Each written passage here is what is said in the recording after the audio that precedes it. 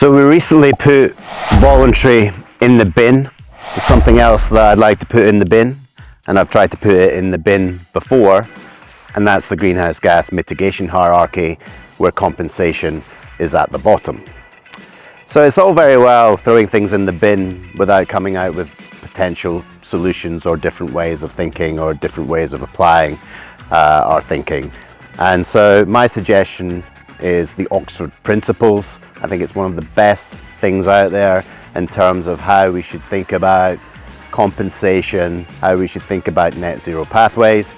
So what does the Oxford Principles say? Well, what they say to me is that if you have residual emissions, you should compensate for all of them or as much of them as possible.